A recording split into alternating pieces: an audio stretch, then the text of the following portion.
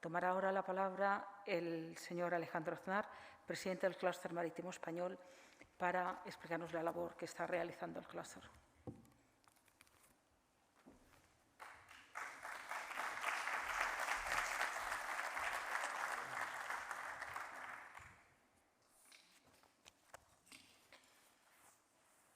Lo primero, muchas gracias al Clúster Marítimo Balear, a Yolanda, su presidenta, por organizar este encuentro en la mar esta tarde y también la reunión donde nos habéis acogido esta mañana, el encuentro que hemos tenido los clústeres regionales con el Clúster Marítimo Español. Es una reunión que tenemos periódicamente pues, para coordinar todos los asuntos que nos interesan y ponerlos en común y luego pues, hacer un comunicado, etcétera, etcétera. También al alcalde por habernos cedido este maravilloso Palacio de Congresos. Bueno, los clústeres marítimos son importantes, la figura de los clústeres son importantes, los regionales, los nacionales, y si no, y más en un país como el nuestro, tendríamos que inventarlos, porque dependemos, los asuntos marítimos dependen nada más y nada menos que de 9 ministerios. Ya en época del presidente Maura, cuando promulgó su famosa Ley de Navegación Marítima en 1909, pues se dependía de 5 ministerios. Nos hemos superado y dependemos de 9. No hemos avanzado en la creación de un Ministerio de Asuntos Marítimos o una Secretaría General de Asuntos de la Mar, como en Francia. Todo lo contrario, de manera que los actores del sector pues nos tenemos que organizar nosotros mismos. Esa función la asume de alguna manera los clústeres y nos convertimos en esos centros de interlocución con la Administración, es decir, público-privado, pues tenemos una correa de transmisión. En el Clúster Marítimo Español hemos, conseguido crear en nuestro seno un consejo asesor compuesto por esos 9 ministerios. Y es muy importante porque así podemos, ya digo, transmitirle pues, nuestras inquietudes. También recientemente, es una novedad y la comparto, hemos conseguido que dentro de la COE se cree una comisión de la economía azul y yo creo que esto nos va, que tengo el honor de presidir, y yo creo que esto nos va a dar la oportunidad pues también de hacer más visible nuestro sector, porque al final lo que pretendemos es ser considerados como un sector estratégico. Esa es la pretensión final, ya lo es en Europa, así lo identifica Europa, pero en España ese esfuerzo pues queda por hacer. Entonces, yo creo que esta comisión es una de las 25 que tiene COE y nos puede ayudar en este camino. También formamos parte de la Asociación de Clústeres Marítimos Europeos, de la ENMC, y ahí ocupamos una vicepresidencia. Yo creo que el logro más importante de esta asociación, que no es muy antigua, fue convencer al comisario Vela, en su momento, de crear ese instrumento que hoy se ha convertido pues, en la guía del sector, que es el informe de economía azul que realiza todos los años la Unión Europea. Era muy importante hacerlo, porque claro, el primer año había 1000 errores y era muy importante prolongarlo en el tiempo, es decir, desde aquel año, parece que son 5 años ya, 5 ediciones, se ha conseguido mantener ese informe en el que todos nos basamos pues, para hablar de economía azul. Ahí, por supuesto, hubo muchos errores, hubo muchas discusiones, quién o cómo se considera el turismo costero, que es realmente importante en Europa, es decir, se estableció la línea de establecimientos, digamos, desde la línea cero de línea de costa hasta 10 kilómetros adentro, pues había muchas discusiones, ¿por qué 10 y no 2? Claro, si vamos a 10, pues eso para un país como este tiene unos efectos tremendos. De hecho, pues somos los campeones de Europa, por ejemplo, en establecimientos hoteleros o en puestos de trabajo ligados a la economía azul, pero en definitiva englobados en ese sector turismo costero.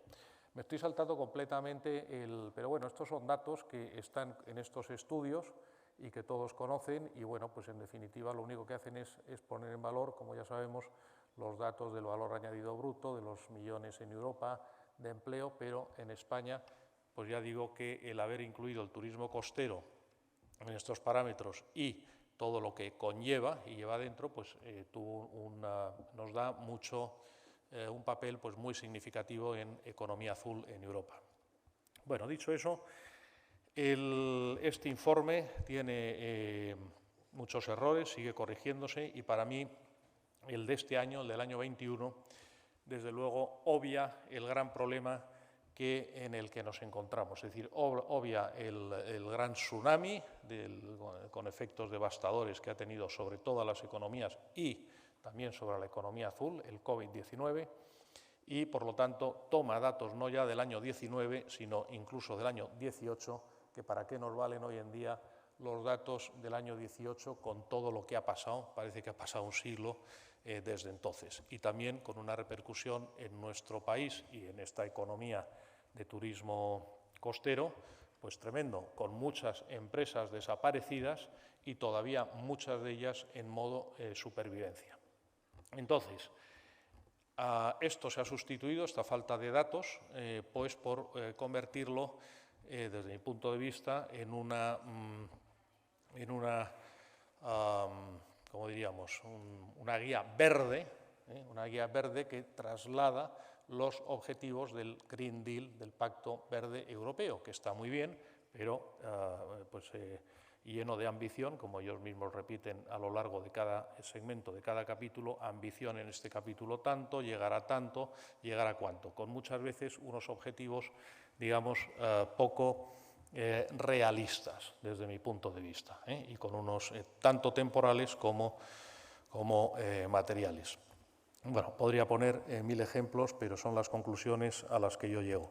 Está muy bien transitar hacia la economía sostenible, estamos todos de acuerdo, ahora lo decía el presidente Antic, lo remarcaba, estamos todos de acuerdo, y también la economía azul tiene que transitar en este camino, pero con cabeza, es decir, sin perder lo que tenemos, porque aquí estamos hablando de los sectores emergentes, ya sabemos que esto se divide en 7 sectores tradicionales y en los nuevos emergentes, y dándole y volcándonos completamente en los emergentes, centrando toda nuestra atención cuando, de momento, los que nos dan de comer son los sectores tradicionales. Ya digo, podemos repasar uno a uno, por decir España, lo que hemos dicho de las empresas que lo están pasando mal en el sector turístico, hotelero, pero también en otros sectores como en todos los que componen.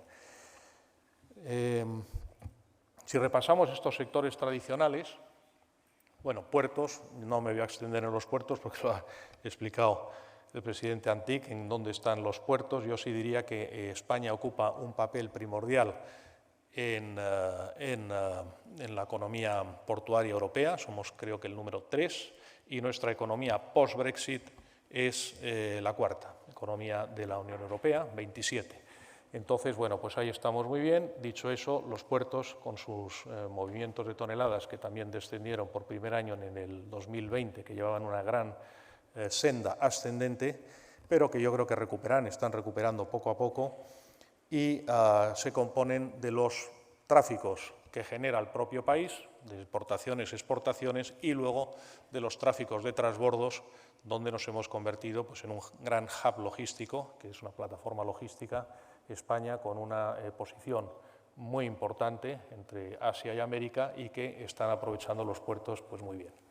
Cuanto a los astilleros, pues bueno, los astilleros en España, en su día, Europa, no España, ya perdió esa gran capacidad de construcción naval que tenía frente a los países asiáticos, y en cambio permanecieron pues, una serie de astilleros especializados muy importantes. Yo pondría el énfasis en los astilleros pequeños y medianos privados, y recalco privados, que funcionan extraordinariamente, que hacen unos trajes a medida en barcos especializados, véase pesqueros, barcos offshore, etcétera, etcétera, remolcadores, pues muy, muy competitivos. Y eso es lo que tenemos, mantengámoslo. Digamos, por ejemplo, ya me voy a las navieras, al tema de las navieras, donde efectivamente no ocupamos el lugar que nos corresponde con respecto al tamaño de nuestra economía, que como se digo es la cuarta, sin embargo en transporte marítimo estaríamos en el puesto 12º de nivel europeo. Estamos en 5 millones de toneladas que alcanzamos el año pasado, después de más de 30 años, donde caímos estrepitosamente. Esto no se ha cuidado y bueno, pues hemos sufrido las consecuencias. Es importante, las navieras son importantes, yo diría que son la columna vertebral del marítimo, porque aportan mucho know-how a la economía marítima. Los marinos, los que han pasado por los barcos, son los que después nutren muchos trabajos en tierra, tanto de la administración como de organismos especializados o compañías logísticas, etcétera, etcétera. Si perdemos ese know-how, pues al final estamos perdiendo una posición importante como país. De hecho, antes alguien ha comentado, me parece que se nota se estima una falta de marinos europeos, de carreras náuticas, de aquí al año 25, en torno a los 80.000 puestos. Es decir, ahí es un punto para funcionar, digamos, para empujar desde España en todo el tema de universitario y de carreras náuticas que al final nutrirán esos barcos. No nos olvidemos que, así como España ocupa ese lugar, la flota europea sigue siendo hoy en día casi el 40% del transporte marítimo mundial. Que no nos pase como aquellos astilleros que perdimos, mantengamos esta capacidad de transporte marítimo, que digo son la columna vertebral. Un tema específico de España es la cuestión de la bandera, el segundo registro canario. Creamos este instrumento en el año 92, funcionó bien, tiene unas condiciones económicas y fiscales atractivas, pero no conseguimos que despegue. Simplemente fijémonos lo que hacen otros países europeos, Malta, Chipre, y tenemos el ejemplo muy cercano en Portugal, con Madeira, que ha creado un gran registro que si empezó hace 10 años con 2 millones de toneladas, hoy está pues, en los 24 millones. Yo creo que es un ejemplo a seguir de lo que se ha hecho bien en otros países vecinos y que no hemos hecho nosotros. Nos preocupa a los navieros, especialmente, hablando del Green Deal europeo, la inclusión del transporte, del comercio de emisiones, del transporte marítimo en el comercio de emisiones. Y nos preocupa porque una tonelada de combustible marino equivale a 3 toneladas emitidas de CO2. Y eso a los precios de ayer, por ejemplo, son 180 euros la tonelada.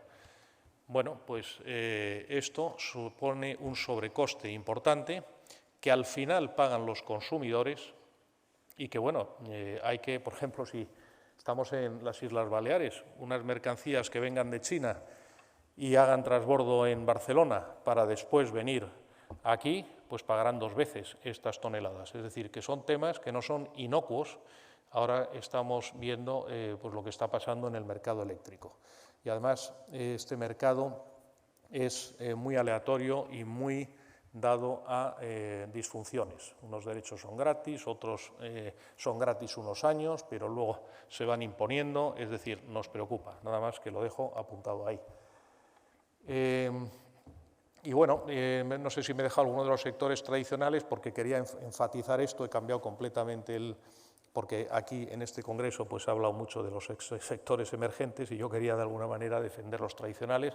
España también es número 1 en puertos, en pesca, tenemos una industria pesquera de primer orden mundial y bueno, pues también la tenemos también integrada en el clúster marítimo a través de Cepesca. Pues quiero decir que nosotros en el clúster no es que nos inventemos las preocupaciones, lo que hacemos es recoger lo que preocupa a nuestros asociados, a nuestras asociaciones, y simplemente después transmitirlas y ponerlas en la agenda sectorial marítima. Así como el documento europeo es el europeo, nosotros luego elaboramos la agenda sectorial marítima, que es una adaptación a, digamos, el caso español, tratando de corregir aquellos errores. Y ahí recogemos las medidas, las propuestas de mejora que cada segmento, que cada sector dentro del clúster dice. Los clústeres regionales, pues a Andalucía le preocupa la senda verde, a en fin, y a NAVE, la Asociación de Navieros, les preocupa el comercio de emisiones, pues nosotros recogemos eso en estos documentos y es lo que luego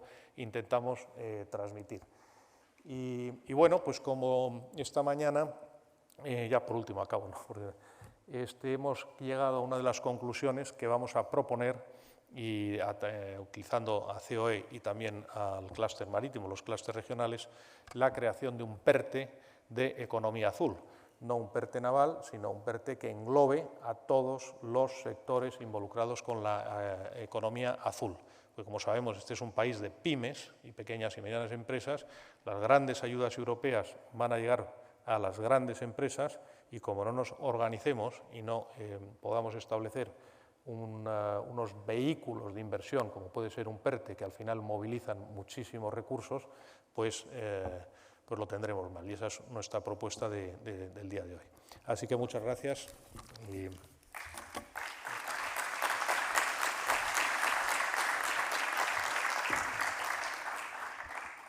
Muchas gracias, señor Aznar.